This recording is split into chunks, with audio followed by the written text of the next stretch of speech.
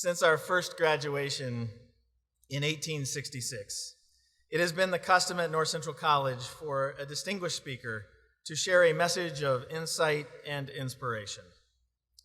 Today's speaker, President Emeritus Dr. Harold R. Wilde, is particularly well suited to take on that challenge. Early in his career, Hal worked as a professional speechwriter for former Wisconsin Governor Patrick Lucey. Then, as president of North Central College for nearly 22 years, he had the sometimes thankless job, which I now hold, of securing commencement speakers. He recently published an article about his experience with this annual challenge, which garnered national media attention and other speaking engagements. According to him, the number one strategy for finding a speaker is to use your personal connections, so I did, and he graciously accepted my invitation. It is my great honor and pleasure to introduce President Emeritus Hal Wilde, the 9th president of North Central College, as our speaker today.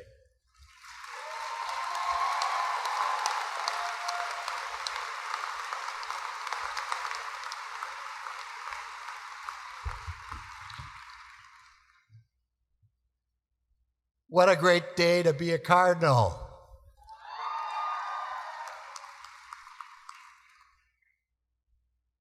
President Hammond, trustees, faculty, staff, alumni,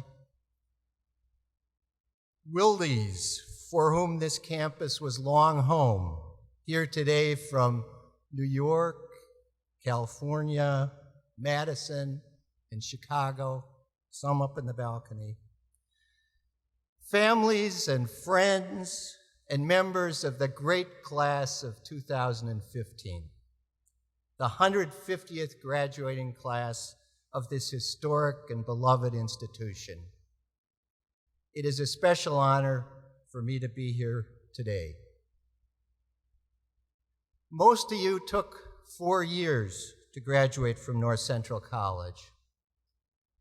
For some, it was 3, or 2, or even 1, or 6. Me, 25 years. And although I have a BA and a PhD from 2 of the most venerable institutions of higher education in America, I can tell you, no diploma has more meaning for me. There is no diploma of which I will be more proud than one from North Central College, the school I love. In fact, my other diplomas are in North Central's archives. This one gets a place of honor over my desk for the rest of my life. And I hope all of you feel the same way about your North Central diplomas. When you're president of an institution for a long time, you give lots of speeches. After a while, you start repeating yourself, telling stories over and over again. For 22 North Central commencements, I ended with my old man story. I could see faculty in the front rows rolling their eyes when I started it, and some of them mouthing it word for word along with me. So no old man story today. Maybe because at age 70, I have become that old man. Instead, you're going to get an oration modestly titled, "My Best Commencement Address Ever," or 3 platitudes, 8 short pieces of advice, and 2 stories, all delivered in under 12 minutes. The platitudes are taken from the most widely circulated bestseller ever written by a resident of Chicago's western suburbs. It sold 3 million copies before 1920. It was called The Business Guide, and it was written in 1886 by North Central College graduate and professor J.C. Nichols. For a long time, it was the most popular book in America after the Bible. 3 platitudes. True intelligence is always modest. Civility costs nothing. Kind words cost nothing. All of you graduating today are winners, the recipients of many honors and awards.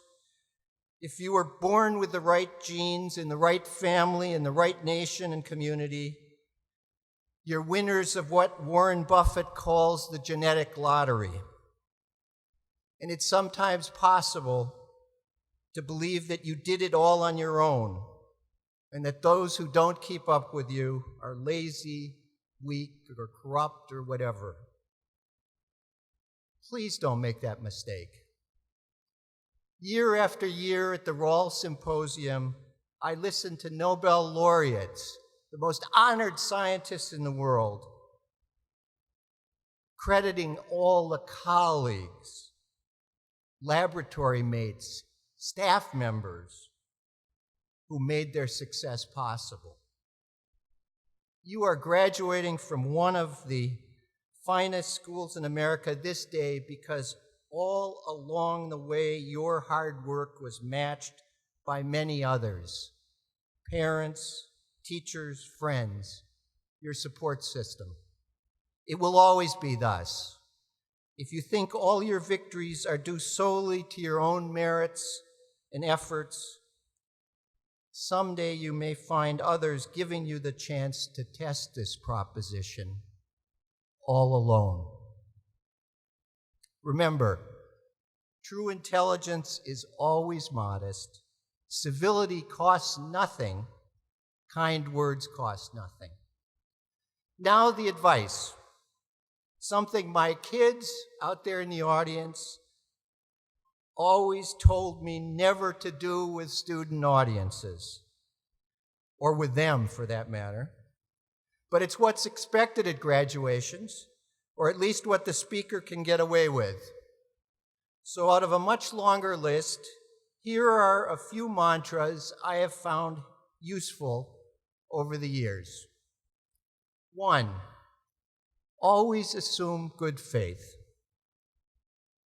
Even when the person you are dealing with is not being straight, the assumption of good faith makes it much harder for him or her to act out. 2, run for fun and personal bests. Among the many lessons Coach Al Carius has taught us is that the real joy is not in defeating others, but in knowing that after all our hard work, we have run our best race. There is a corollary to this advice about finding joy in what you love. 40 years ago, there was a popular movie in which Americans were advised to wake up every day, open their windows, and shout, "I'm mad as hell and I'm not going to take this anymore." Bad advice, even though whole cable news networks have been founded on it. Here's my alternative. And on the basis of 25 years of experience, I can assure you it works. Every morning, look in the mirror and say, "It's a great day to be a Cardinal." 3, always carry a rag so that you can be doing something with your hands when the foreman walks by. I was given that good advice by an experienced coworker, V.J. O'Reilly, 53 summers ago when I worked in a factory in Milwaukee. But it still applies in the world of Facebook and selfies, where nothing that we do goes unobserved. Appearances matter. 4, life's a long game. Everything comes around. People you help in the first quarter will remember in the fourth quarter, and vice versa. 5, how you leave a place may be the most important thing you do there. Most of you graduating today will have as many as 10 different jobs over the next 50 years. Always leave a good taste in their mouths as you walk out the door, and it will echo in your success in the jobs and relationships to come. 6, everyone needs to sin once in a while.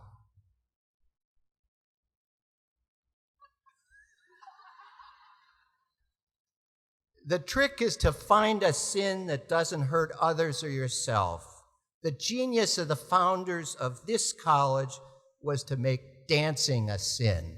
I challenge you to find an equally harmless sin. 7, don't compound the felony. We all make mistakes in life. We all make mistakes. It's what you do after those mistakes that matters the most. And finally, 8, careful of the things you say. Children will listen. With apologies to Stephen Sondheim, who wrote this song in Into the Woods. There is no better advice for parents, or for that matter, anyone in a position of authority. Now, my 2 stories. On the wall of my NCC office for 22 years was a picture of Ronald Reagan, and behind him, the handsome, smiling face of Dr. Dan Ruge, North Central College graduate, distinguished Chicago neurosurgeon, and a White House physician when President Reagan, the White House physician when President Ronald Reagan was shot. Dan, who died just about a decade ago, was a modest man. He always played down his role in the White House, although when pressed, he might say, 5 presidents were shot while in office, 1 lived. The truth is that Ronald Reagan survived the assassination attempt shortly after his inauguration in 1981 because he was rushed to the nearest hospital emergency room and dealt with by doctors and nurses who normally handle inner-city gunshot victims, including 20-something interns. The Secret Service didn't take the president to Walter Reed Army Medical Center or wait to fly in a named physician. And they did this because of the protocol Dr. Ruge established for just such an emergency. Think about that decision, the trust it required, and the fearlessness in the face of potential second-guessers. Imagine if the president had died. To me, Dan always embodied what it means to be a North Central graduate. Humble, trusting, competent, oh so competent, fearless, the person you want next to you in the foxhole, who never takes the credit. That's the company of men and women you join today as an NCC graduate. That's the company, and it's damn proud company. Which brings me to my final story. The moment a half-century ago that put me on the path to join you in that company today. I had quit college, and after hitchhiking across the country, was working on a farm in the state of Washington. Like many young people, I thought I knew much more than I did. The farm was a daily lesson in humility and my many limitations. Never more so than the day I followed the honey wagon across the barnyard. If you don't know what a honey wagon is, think what my grandkids up in the balcony would call cow poo.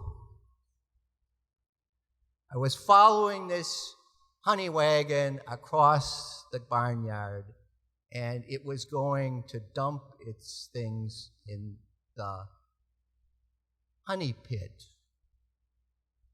Guess who fell into the honey pit? As I was sinking, In the honey pit, my boss, the farmer Lester Lancaster, reached out with a smile and a rake for me to grab. And he said, "I think you ought to think about going back to college."